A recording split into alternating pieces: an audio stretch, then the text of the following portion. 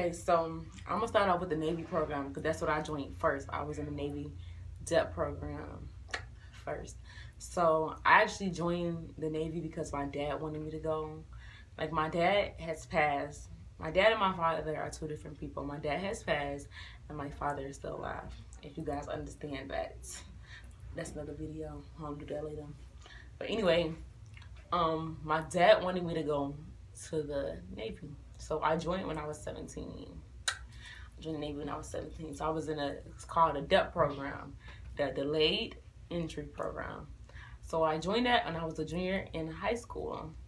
So what that is pretty much basically is like you go and pretty much do everything you need to do to go to the military. So you do all your medical tests, you do all your arrow tests, you gotta do like your weight test, blood work, like everything. So I was going back and forth doing that to get submitted in. And for the Navy, you need a 35 to get in. Like on the test, it's called an ASVAB. You take a test to get in. But I actually got a 68 on that test. So I've scored way beyond what I needed to get in there, you know. Yeah, the job they offered me was either working on computers or being a nurse. Like, I didn't want to see no blood. So I was like, I'm not being a nurse. Scratch that out, give me a computer job. So my computer job, I had to get a security clearance. So that was a whole other process. Because they got to make sure I ain't no criminal. I don't got no record. So that's why my fingerprints in the system. I can't be doing nothing crazy. So when I joined the Navy, the station was actually close to my job. I was working at McDonald's on 95th in Chicago in Evergreen Park. So I was working at that McDonald's, so I joined out of that station. We just had to do a lot of working out, checking on our Navy recruiters, let them know what's going on with us in school, and making sure we get ready to ship out. Once I graduated, I was going to ship right out after I graduated.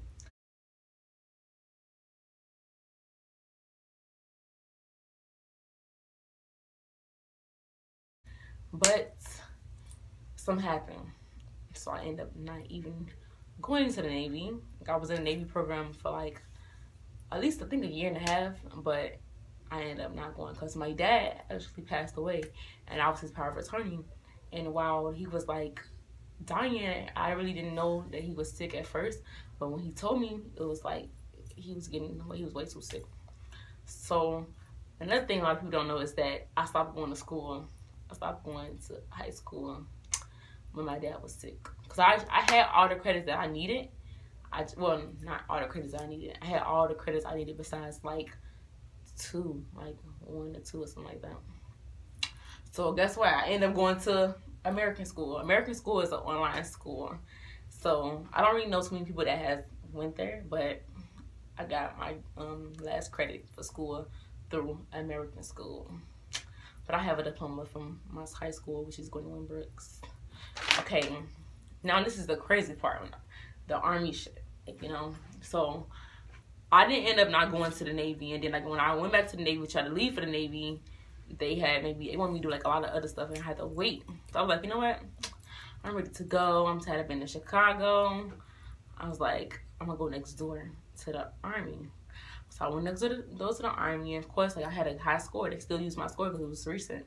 So I had a high score. They still use my score, and they gave me the same job, like which is working on computers, and I was gonna be able to ship out really, really soon. So cool. I just went home, got prepared to go to the Army. Like I really had to do much stuff, like as far as like medical. They already had my medical stuff, so I was just waiting on my day to leave. So my day had came, like I left. I remember my recruiter, they came and picked me up, came to my house and picked me up, and I went off to like the little place, I think it's called MEPS. Went up there to get weight to ship. Yeah, then I forgot all this stuff. Like, yeah. So like we had to board these buses, like you know, and then it took us to the airport to get up out of them. And I was stationed in Oklahoma, Fort Steele, and Oklahoma City. Was so hot. So when I actually got there, like I had to wait a while to actually ship to my first week of training, because well, it's actually not first week. It's considered week 0, that first week when you actually ship over. Once I actually got there, and I got there we got there late at night, and all he did was like he had us lined up, and they just threw a whole bunch of shit we needed, like socks, towels, like your little outfits and stuff. That shit was crazy to me. It was like, damn, y'all just drop me off here. Y'all just give us these duffel bags with all your stuff in there, and they go up a lot of rules and stuff with us. Like, it was just like, I ain't gonna say concentration camp, but it was similar to that. It was like crazy.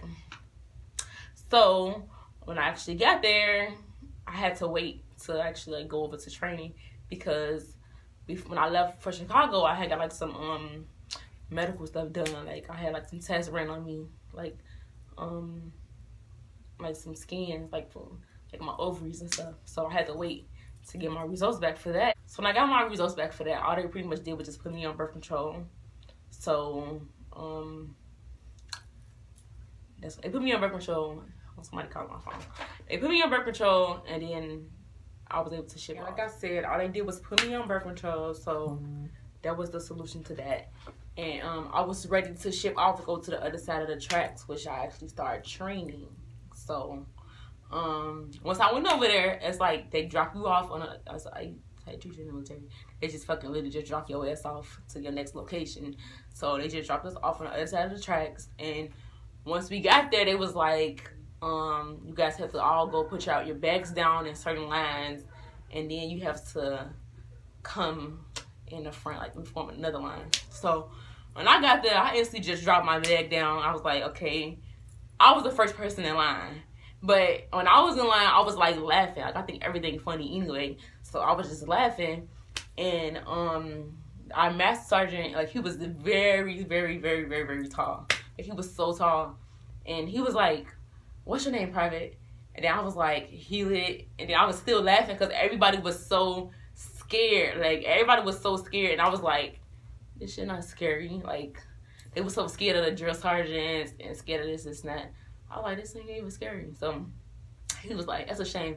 I know your name the first day of week 0. And I was just like, that's when everything just started off. Everything just went bad from there. Like, I just started getting in trouble for everything after that. I started getting in trouble from there. Like, one of the stories that I got in trouble was like, it was this white girl in there, and like, she was like this short white girl, and she was so irritating. She was so annoying. And it was like, she annoyed everybody, but I was the only person that really speak up on it, because like, she was just irritating. I used to be like, chill, like, calm down, like, you doing too much. And I used to get in trouble because every time I did something, I got in trouble for something that had nothing to do with her. She used to be like, oh, what did Hila do today? Or what did Hila do this today? Like, she always just like was pressing my buttons. So I used to like walk past her and bump her, which is like stupid, but she was just so annoying. Like, you know, like the white people that be calling the police on the black people and shit, that's how she was. Like, she was so quick to report anything that I did. And like, I was one time I was getting in trouble for something else, and I walked upstairs and she talking about me. Like, you don't got nothing better to do than talk about me. But that was that. I ended up getting in trouble, like, to the point that I had to sleep downstairs in the lieutenant office every night, like every single night.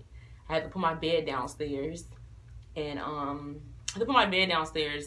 and every night when the lieutenant left to go home, I had to put my bed out of the closet and put it in the lieutenant room. I seen all his family pictures. Like, my bed was literally in the lieutenant, like how this room is, like to this lieutenant office. I had to put my bed out of the closet and then put my bed on the floor and go to sleep there.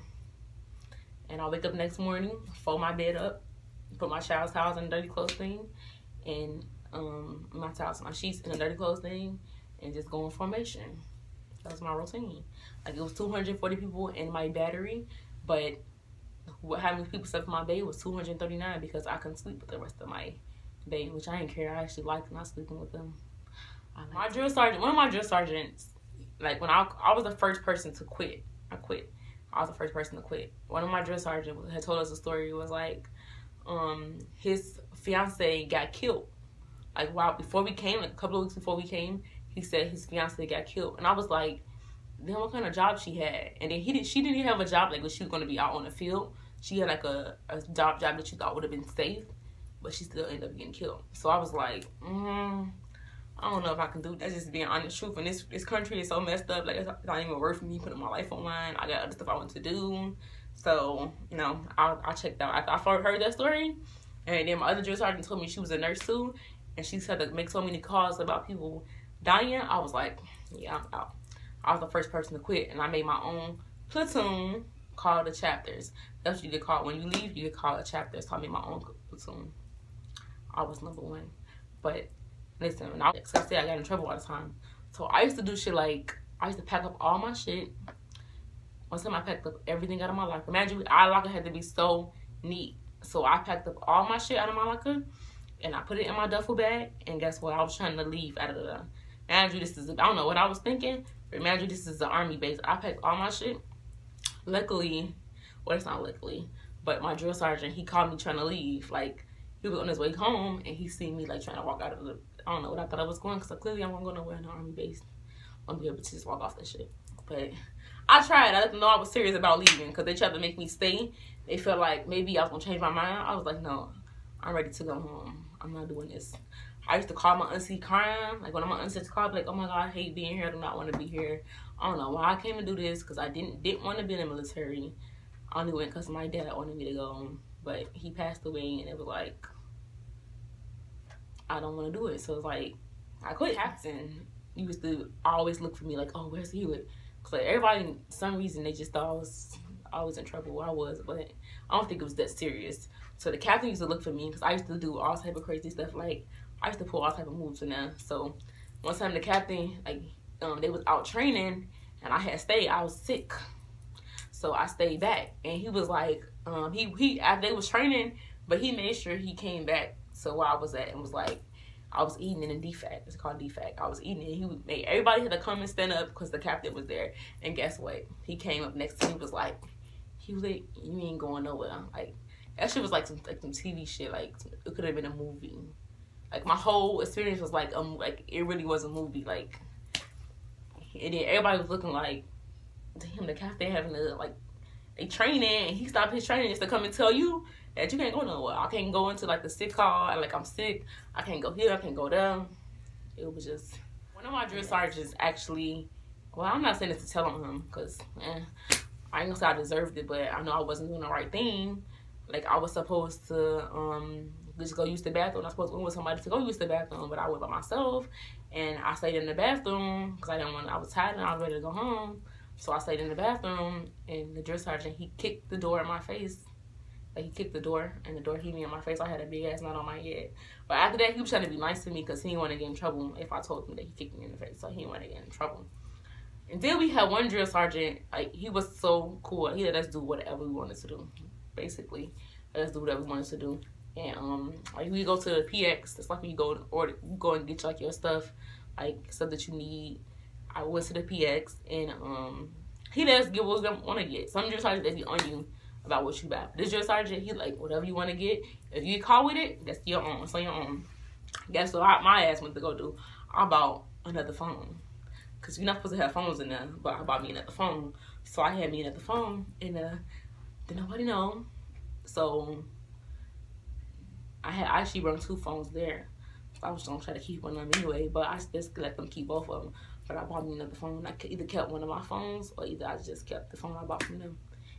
Either one. I had a phone now after I quit. Like, I was like, I'm going home anyway. But I think I got the phone before I quit.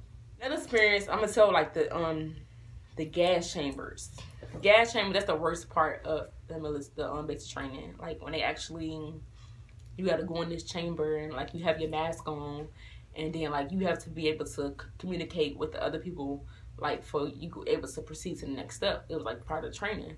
So we all had to go in there, and at a certain time, they was on tell us to take our mask off. And then we all have to, like, either, like, grab your partner or touch them to let them know that you guys are ready to go to the next, like, either escape wherever the gas is, or either go to the next room or whatever. But everybody was, like, coughing and choking, and everybody had snot coming everywhere. Like, everybody's throat was burning, their skin was burning. Like, if you go on YouTube and find videos of the gas chamber, like, exactly what it was, exactly how it was. But that was the worst part. Like, I don't think I'll do the gas chamber over again. You gotta pay me a lot of money for me to do it, but I just won't really just do that. People was in there having sex. Like, people was having sex up in, like, went to church.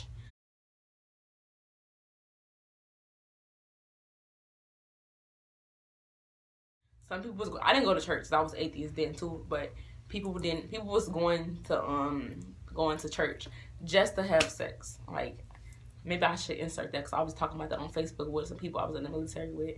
People really went there to have, people really was having sex in the church. People was having sex like duck off certain places in certain rooms and behind trees and stuff. People really was doing that.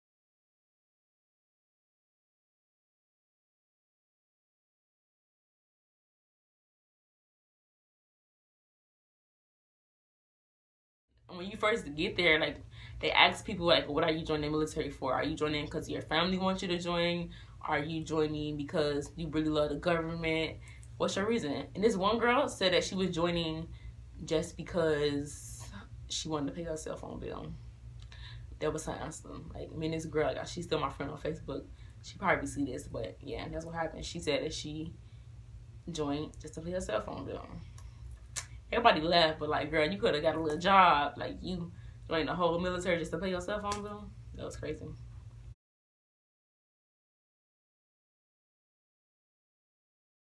But I don't know. I think that's all I'm really gonna talk about it because I don't want the video to be too long and already it's kind of lengthy now. But I tried to cover most of what happened, and that's that. I might include some pictures. I will include some pictures about certain stuff, but that's it. I'm not gonna say the military is bad, but it is not for everybody. It's not for me. People told me that it wasn't for me, and I was like, okay, let me go see for myself. But I should listen to them because that shit was not for me. I will enjoy, but it wasn't for me.